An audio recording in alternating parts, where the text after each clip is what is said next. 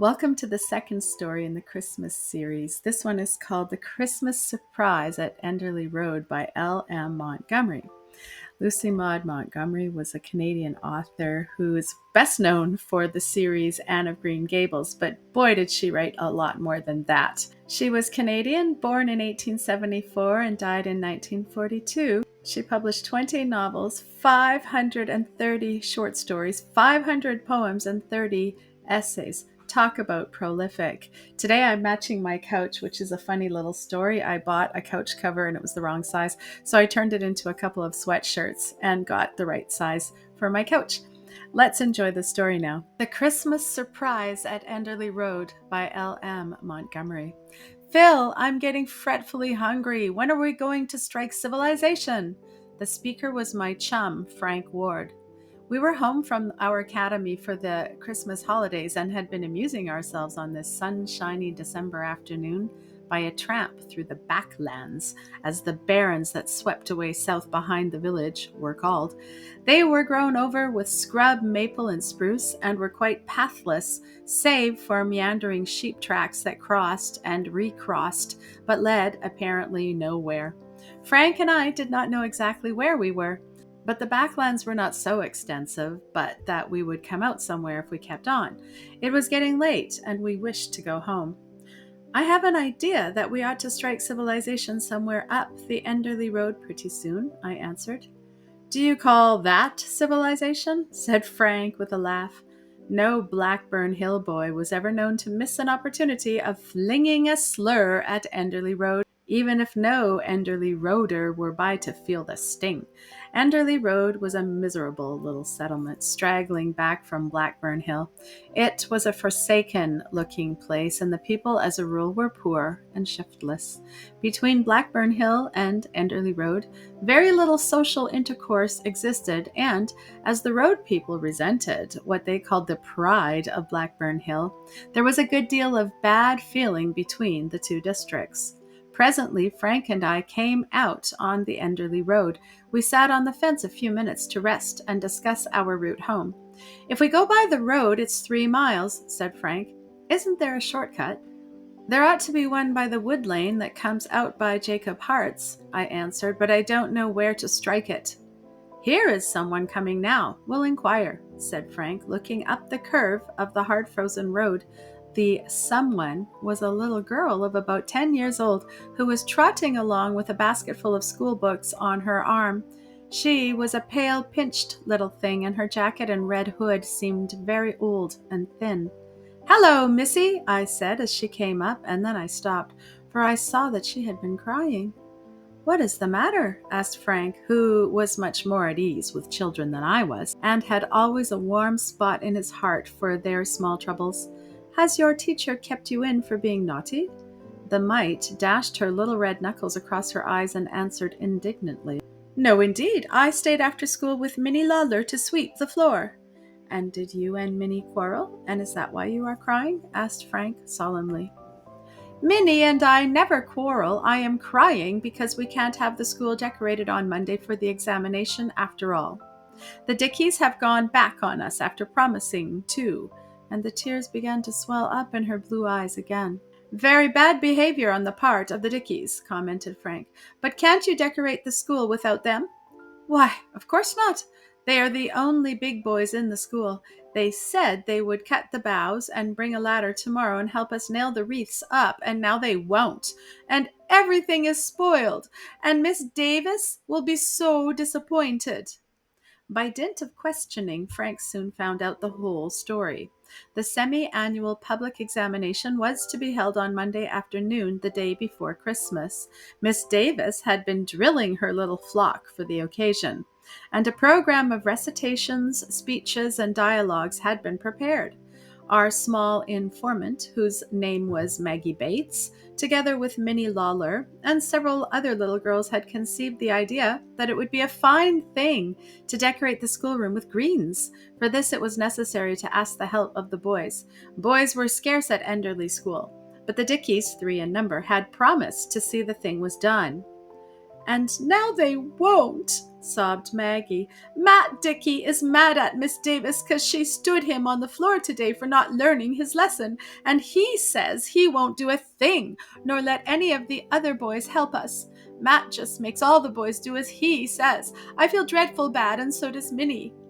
"Well, I wouldn't cry any more about it," said Frank consolingly. "Crying won't do any good, you know. Can you tell us where to find the wood lane that cuts across to Blackburn Hill?" Maggie could, and gave us minute directions. So, having thanked her, we left her to pursue her disconsolate way back, and betook ourselves homeward. "I would like to spoil Matt Dickey's little game," said Frank. "He is evidently trying to run things at Enderly Road School and revenge himself on the teacher. Let us put a spoke in his wheel and do Maggie a good turn as well." Agreed. But how? Frank had a plan ready to hand, and when we reached home, we took his sisters, Carrie and Mabel, into our confidence, and the four of us worked to such good purpose all the next day, which was Saturday, that by night everything was in readiness. At dusk, Frank and I set out for the Enderly Road, carrying a basket, a small stepladder, an unlit lantern, a hammer, and a box of tacks. It was dark when we reached the Enderly Road schoolhouse. Fortunately, it was quite out of sight of any inhabited spot, being surrounded by woods. Hence, mysterious lights in it at strange hours would not be likely to attract attention. The door was locked, but we easily got in by a window, lighted our lantern, and went to work. The schoolroom was small, and the old-fashioned furniture bore marks of hard usage, but everything was very snug, and the carefully swept floor and dusted desks bore testimony to the neatness of our small friend Maggie and her chum, Minnie. Our basket was full of mottos made from letters cut out of cardboard and covered with lissom sprays of fur. They were moreover adorned with gorgeous pink and red tissue roses, which Carrie and Mabel had contributed. We had considerable trouble in getting them tacked up properly, but when we had succeeded and had furthermore surmounted doors, windows, and blackboard with wreaths of green, the little Enderly Road schoolroom was quite transformed. "It looks nice," said Frank in a tone of satisfaction. "Hope Maggie will like it." We swept up the litter we had made, and then scrambled out of the window. "I'd like to see Matt Dickey's face when he comes Monday morning," I laughed as we struck into the backlands. "I'd like to see that midget of a Maggie's," said Frank. "See here, Phil, let's attend the examination Monday afternoon. I'd like to see our decorations in daylight." We decided to do so, and also thought of something else. Snow fell all day Sunday, so that on Monday morning sleighs had to be brought out. Frank and I drove down to the store and invested a considerable share of our spare cash in a varied assortment of knickknacks. After dinner, we drove through to the Enderly Road schoolhouse, tied our horse in a quiet spot, and went in. Our arrival created quite a sensation, for as a rule, Blackburn Hillites did not patronize Enderly Road functions. Miss Davis, the pale, tired-looking little teacher, was evidently pleased, and we were given seats of honor next to the minister on the platform. Our decorations really looked very well, and were further enhanced by 2 large red geraniums in full bloom, which, it appeared, Maggie had brought from home to adorn the teacher's desk. The side benches were lined with Enderly Road parents, and all the pupils were in their best attire. Our friend Maggie was there, of course, and she smiled and nodded toward the wreaths when she caught our eyes. The examination was a decided success, and the program which followed was very creditable indeed.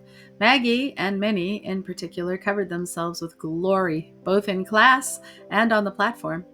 At its close, while the minister was making his speech, Frank slipped out. When the minister sat down, the door opened, and Santa Claus himself, with big fur coat, ruddy mask, and long white beard, strode into the room with a huge basket on his arm, amid a chorus of surprised "Ho's" from old and young.